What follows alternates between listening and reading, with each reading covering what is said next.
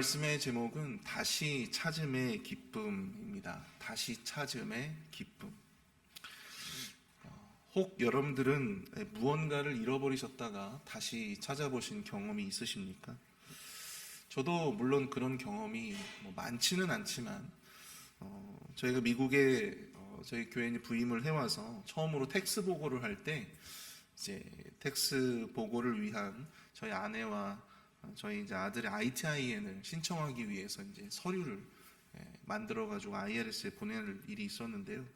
그때 이 여권을 그 서류에다가 동봉해서 보냈는데 그 여권을 중간에서 이제 잃어버리게 된 일이 있었습니다. 아무리 기다려도 IRS에서는 그 서류들을 받았다라고 하는 연락도 없고, 그렇다고 해서 제가 이제 우체국 우편으로 보냈는데 우체국 우편에도 그 전산망에도 어디에 있는지 그 도무지 잡히지가 않는 거예요.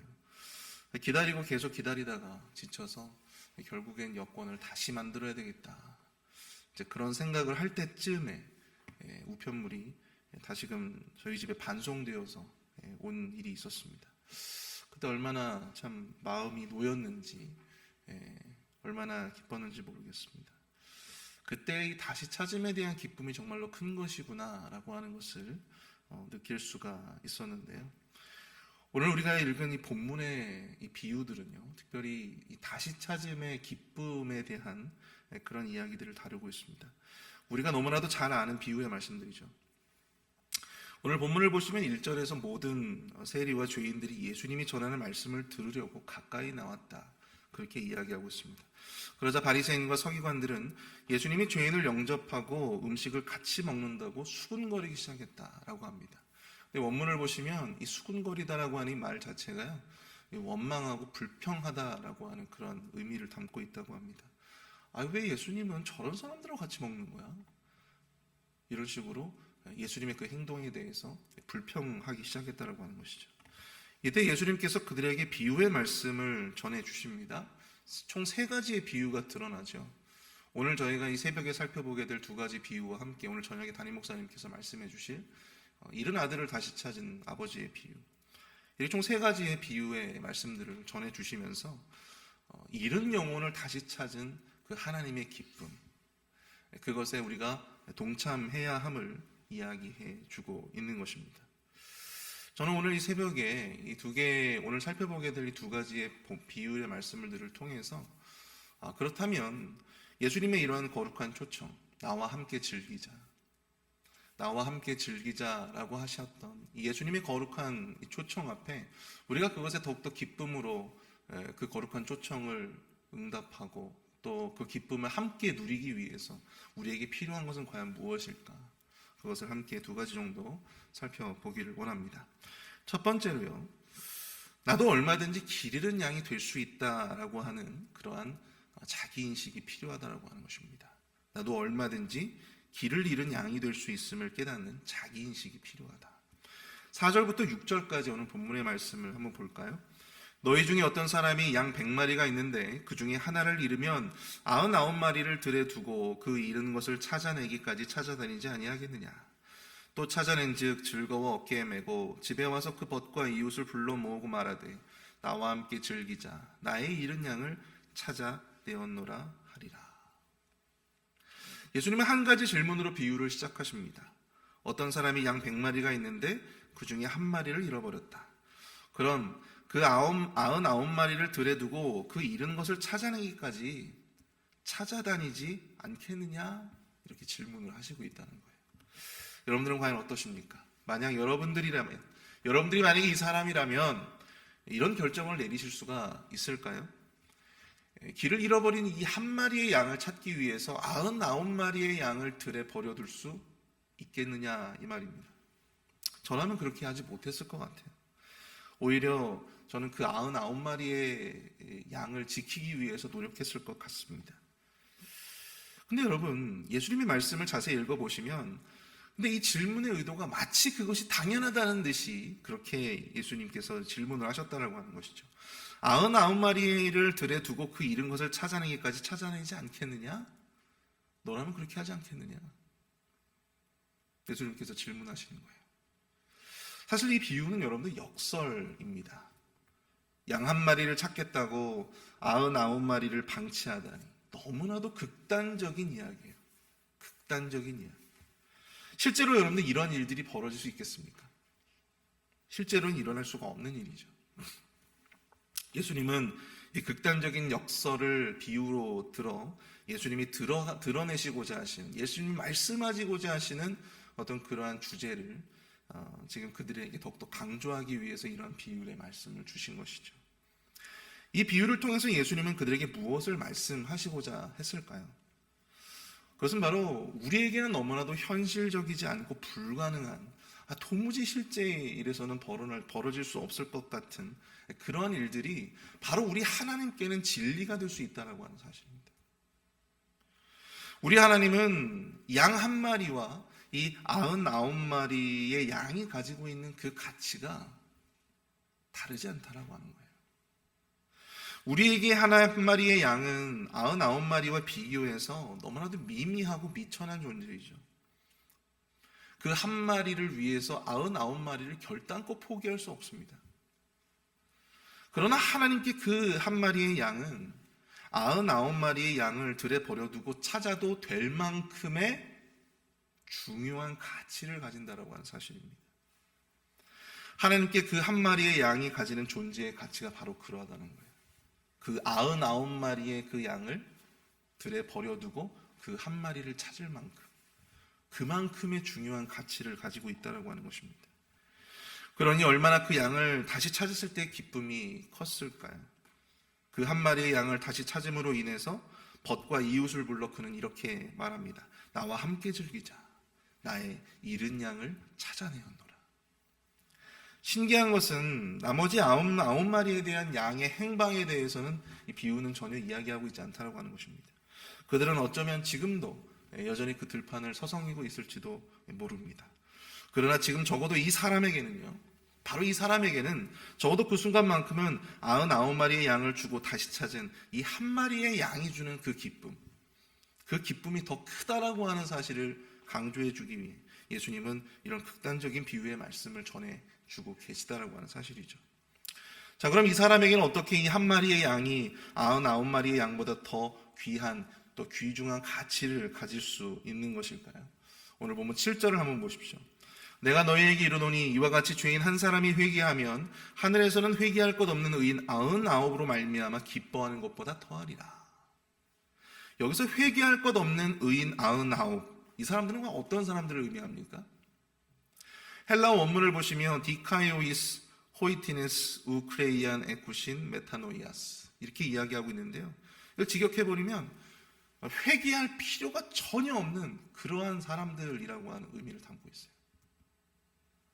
근데 여러분, 회개할 필요가 전혀 없는 그러한 사람들이 세상에 존재합니까? 세상에 존재하지 않잖아요. 모든 사람들은 다 죄인이라고 로마서에 말씀하고 있지 않습니까? 모든 사람들은 다 구원이 필요하고 모든 사람들은 다 이 회개가 필요한 존재라고 하는 거예요. 그런데 중요한 것은 나 자신은 그런 회개가 필요 없다라고 생각하고 또 그렇게 자부하면서 살아가고 있었던 부류가 있었죠. 어떤 사람들이었습니까? 바로 오늘 이 비유의 말씀을 들어야만 했던 대상, 바로 바리새인과 서기관들이었다라고 하는 것입니다. 이들은 예수님이 말씀하신 이 비유의 사람이 한 행동을 아마 도무지 이해할 수 없었을 것입니다. 그리고 자신들이 이와 같은 길 잃은 양일지도 모른다, 그렇게 생각할 수조차 없었을 것입니다. 자신들은 길을 잃지도 또한 그렇게 길을 잃을 걱정도 필요 없는 그러한 존재라고 생각했을지 모릅니다. 우리는 이 시점에서 이 비유 속에서 이 사람이 자신의 벗과 이웃들에게 한 말을 생각해 봐야 합니다. 나와 함께 즐기자. 나와 함께 즐기자. 여러분들은 어떻습니까? 99마리의 양보다 길 잃은 한 마리의 양을 찾을 때의 그 기쁨, 이 사람의 기쁨에 여러분들은 함께 하실 수가 있습니까? 그 기쁨을 함께 즐길 수가 있으신가요? 아니면 왜 굳이 그 한 마리 때문에 내가 왜 그 고생을 해야 되느냐고, 왜 그 한 마리 때문에 이 교회는, 그 한 사람 때문에 교회는 그 예산을 집행해야 하며, 왜 그 한 사람 때문에 교회는 그 수고와 그 노력과 그 시간을 허비해야 하는가? 그 거룩한 초청을 애써 외면하고 있는 그것이 우리의 모습은 과연 아닌지. 만약 그렇다면 우리는 아마도 우리 자신을 이 한 마리의 어린 양보다 오히려 99마리의 양으로 우리 스스로를 여기고 있지는 않은가, 우리는 생각해 봐야 한다고 하는 것이죠. 사랑하는 성도 여러분, 나 자신을 99마리의 범주에 늘 넣으면서 나는 길을 잃지 않았어, 나는 길을 잃지 않을 거야, 나는 그러한 존재가 아니야, 그렇게 스스로를 자부하며 살아가는 자에게 이 목자의 행동은 도무지 납득할 수도 이해할 수도 없는 그러한 행동일 것입니다. 그러한 마음으로 우리는 과연 주님이 요청하시는 이 거룩한 요청, 나와 함께 즐기자, 다시 찾음의 그 기쁨에 나와 함께 즐기자, 그 기쁨을 진정으로 우리가 누릴 수가 있겠습니까? 그것은 아마도 불가능할 것입니다. 사랑하는 성도 여러분, 그 한 마리의 양이 얼마든지 내가 될 수도 있다라고 하는 사실을 여러분들 하셔야 돼요. 그 한 마리의 양이 바로 나라고 하는 사실을 여러분들 인지하셔야 됩니다. 그렇게 길을 잃고 홀로 어찌할 바를 몰라 발만 동동 구리고 있는 그 문제투성이, 그 죄 많은 그 양이 바로 나 자신이라고 하는 사실을, 그러한 자기 인식이 우리 안에 있어야 된다고 하는 것입니다. 지금은 아니어도 언젠가는 그 모습이 나의 모습이 될 수 있다고 하는 것을 생각한다면 그 길 잃은 양 한 마리를 위해서 자신의 온 시간을 투자하고 자신의 온 노력을 기울였던 그 목자의 행동이, 그 목자의 노력이 여러분 우리가 충분히 이해가 될 수 있고 또 그 목자의 기쁨에 우리가 온전히 함께 동참할 수가 있다고 하는 사실이죠.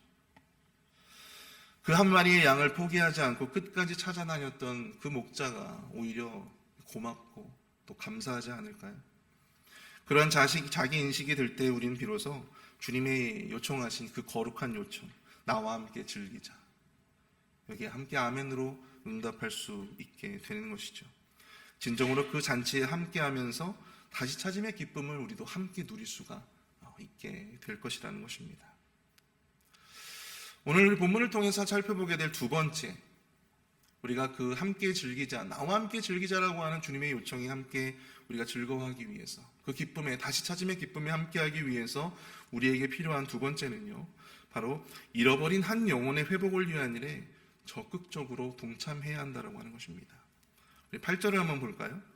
어떤 여자가 10드라크마가 있는데 하나를 잃으면 등불을 켜고 집을 쓸며 찾아내기까지 부지런히 찾지 아니하겠느냐. 예수님은 또 다른 비유를 통해 질문하십니다. 이 비유에 등장하는 것은 근데 또 여자예요.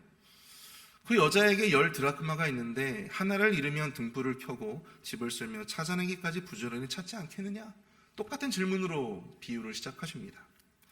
근데 여기서 10드라크마는 무엇입니까? 여러분, 한 드라크마는 여러분들 너무나 잘 아시다시피 한 드라크마는 당시에 한 노동자의 하루 품삯 정도가 되었다고 합니다. 작으면 작고 또 크면 큰 것이 바로 이 10드라크마였어요. 그러나 이 중 하나를 잃은 여자는 이것을 찾기까지 정말 부단한 노력을 기울입니다. 앞에서 그 사람이 잃어버린 양을 찾기 위해서 어떤 노력을 기울였는지에 대해서는 사실 정확하게 나오지는 않아요. 하지만 이 비유에서는 이 한 드라크마를 찾기 위해서 이 여인은 어떻게 합니까? 등불을 켜고 또한 집을 쓸며 찾아내기까지 부지런히 찾아다녔다. 그 드라크마를 찾기까지의 그 노력과 그 과정들이 비교적 상세하게 기록이 되어져 있다고 하는 것입니다. 등불을 켜고 집을 쓸며 찾아내기까지 부지런히 찾았다. 왜 이 여인이 이토록 동전 한 입 때문에 이렇게 집 전체를 뒤집어 엎는 그러한 수고를 기울여야만 했을까? 그게 정말로 그렇게 그 정도의 노력, 그 정도의 어떤 가치를 가지는 것일까? 근데 여러분, 이 10드라크마는요, 단지 어떤 경제적인 가치와 의미만으로는 따질 수 없는 뭔가가 있었다고 하는 것입니다. 그것은 바로 당시의 유대의 문화에서 이 10개의 드라크마는요, 이 결혼을 하고자 할 때 남자가 여자에게 주었던 결혼 예물과 같았다고 하는 것입니다. 당시 여인들은 이것을 매우 자랑스럽게 여기면서 이 드라크마, 동전 10개의 이 드라크마를 엮어가지고 목걸이를 만들기도 하고 또 그것을 엮어가지고 머리에 얹기도 했다고 합니다. 장식용으로 그 동전들을 사용했어요. 그런데 이 중에 한 개라도 잃어버린다면 결혼식 예물로서의 온전한 가치를 잃어버리게 되는 것이었습니다. 그리고 이것은 그것을 결혼 예물로 준 남편에 대한 불경이고 또 이 남편으로부터 책망을 듣고 심지어는 이혼까지도 요구받을 수 있었던 매우 중요한 문제였다고 하는 사실입니다. 그러니까 이 여인은 그 동전 한 입을 찾기 위해서 그렇게 온 집안 전체를 막 쓸고 다니며 그렇게 찾을 수밖에 없었더라고는 것이죠. 우린 여기에서 이 한 드라크마를 찾고자 했던 이 여인의 간절함이 느껴집니다. 한 드라크마를 잃은 것은 단지 동전 한 입을 잃은 것이 아닙니다. 이것은 자기 남편이 될 사람과의 관계의 단절을 의미하기도 하는 것이었다라고 하는 것이죠. 그렇기 때문에 이토록 간절한 마음을 담아서 그 집 전체를 뒤집어 엎고 쓸고 다녔던 것입니다. 사랑하는 성도 여러분, 한 드라크마는 결국 이 깨어진 관계를 상징합니다. 그것을 다시 찾은 것에 대한 깨어진 관계가 다시 회복되었다라고 하는 것을 의미하는 것입니다. 결국 잃어버린 한 드라크마를 다시 찾은 여인의 잔치는요, 바로 이 깨어질 수 있었던 또한 단절될 수 있었던 관계의 정상화, 관계의 회복을 상징하며 또 그것을 기뻐하는, 그것을 함께 즐거워하는 자리였다라고 하는 사실입니다. 특히 이 비유에서 이 여자는요, 특별히 자신의 벗과 이웃을 불러 그 즐거움을 함께 누리자 그렇게 권면하고 있는데요. 우리가 앞에서 살펴봤던 잃은 양을 찾은 목자의 비유에 나오는 그 목자의 어떤 벗과 이웃, 그들과 지금 이 비유에 나오는 벗과 이웃이 조금은 다르다라고 하는 것입니다. 뭐가 다를까요? 여러분, 9절에 나오는 이 벗과 이웃은요, 그 단어들이 남성형이 아니라 모두 여성형으로 사용되어지고 있다라고 하는 것입니다. 여성형 복수, 명사 복수가 사용되어지고 있어요. 여기에 나오는 벗과 이웃은요, 모두 이 여자의 여자친구들 그리고 이웃들이었다라고 하는 것입니다. 당신은 이 여성이라고 하는 존재가 매우 사회로부터 소외당한 어떤 그런 계층이었죠. 어떤 계수에도 사실 포함되지 않을 만큼의 그러한 존재였습니다. 당시 유대 사회에서는 이 가난한 자, 장애인, 소경, 세리, 창녀와 함께 이 여성들의 인권, 특히 또 아이들, 그런 인권들이 사실 그렇게 존중받지 못했던 그런 시기 아니었겠습니까? 그런데 그러한 여자들을 벗과 이웃으로 잔치에 초청한 것은 결국 이 세상에 소외된 죄인들과의 그 관계의 회복을 위해서 이 땅에 오셨던 예수 그리스도의 목적을 잘 설명해주고 있는 내용인 것입니다. 한 드라크마와 같이 하나님과 단절되고 또 깨어져 버린 그러한 죄인들의 회복을 위해서 예수님은 이 땅에 오셨다라고 하는 사실입니다.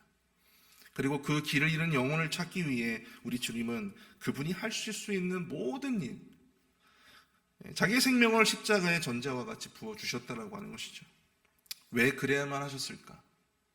당신과 우리의 관계의 회복이 자신의 목숨보다도 중요했기 때문이 아니었을까요? 예수님 바로 그것을 위해서 이 땅에 오셨습니다. 에베소서 2장 14절 말씀을 보시면 그는 우리의 화평이신지라 둘로 하나를 만드사 원수된 것 곧 중간에 막힌 담을 자기 육체로 허시고. 사랑하는 성도 여러분, 우리와 하나님과의 관계의 회복을 위해서 자신의 육체를 제물로 드리신 예수님께 이런 죄인의 회개와 그로 말미암는 관계의 회복이 얼마나 큰 기쁨이 될 수 있을지 여러분들은 상상하실 수 있습니까?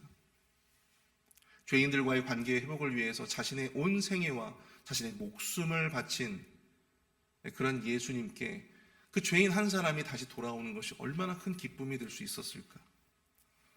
지금도 어떤 분들은 누군가를 교회로 인도하시기 위해서, 누군가를 전도하기 위해서 정말 부단한 노력들을 하고 계십니다. 그들의 영혼을 위해서, 그들의 구원을 위해서 자신의 물질을 써가고 또한 자신의 시간을 허비해가면서 자신의 열정과 노력을 기울여가면서 애를 쓰고 있어요.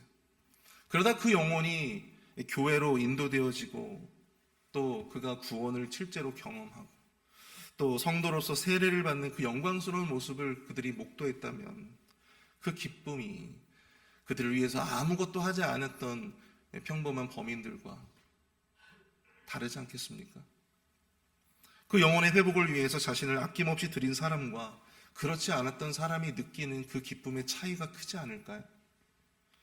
우리가 여전히 그 기쁨의 잔치에 동참할 수 없고 주님이 요청하시는 나와 함께 즐기자라고 하는 그 다시 찾음의 기쁨이 우리 안에 없다라고 한다면 어쩌면 우리는 한 드라크마를 찾기 위해 정말 마음을 다해서 열심을 다해서 수고하였던 그 여인의 마음이 없었기 때문이 아닐까라는 생각들을 해보게 되었습니다. 그들을 위해서 내가 그 어떠한 노력도 그 어떠한 수고도 기울이지 못했기 때문에 그 여인의 기쁨에 그 여인의 즐거움에 우리가 함께 동참할 수가 없는 것이죠.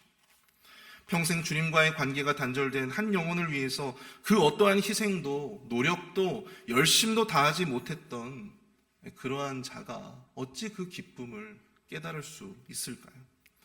한 영혼의 회복을 위해 그 어떠한 마음도 희생도 노력도 열심도 다해보지 못했기에 그들의 회개가 더 이상 귀한 감동으로 기쁨으로 여겨지지 않는 것입니다. 오늘 말씀을 정리합니다. 주님은 지금도 우리를 그 거룩한 부르심에 초청하고 있습니다. 나와 함께 즐기자. 다시 찾음의 그 기쁨에 나와 함께 즐기자. 우리는 그 다시 찾음의 기쁨에 함께 기뻐하며 즐거워할 수 있습니까? 그렇지 못하다면 왜 그럴까요? 이 시간 우리가 함께 기도할 때 나도 길 잃은 양이 될 수 있다라고 하는 사실을 깨닫게 하여 주시고 나도 얼마든지 길을 잃고 헤맬 수 있는 그런 어리석은 양이 될 수 있음을, 또한 한 영혼의 회복을 위한 일에 내 몸을, 내 시간을, 내 노력을 주님과 같이 부어드릴 수 있는 그 노력에 함께 동참하게 하여 주시고 또 그들의 회복이 함께 기뻐할 수 있는 우리의 삶이 될 수 있게 하여 주시옵소서. 함께 우리가 그 마음을 가지고 함께 이 시간 기도하며 나아가길 원합니다. 함께 기도하겠습니다.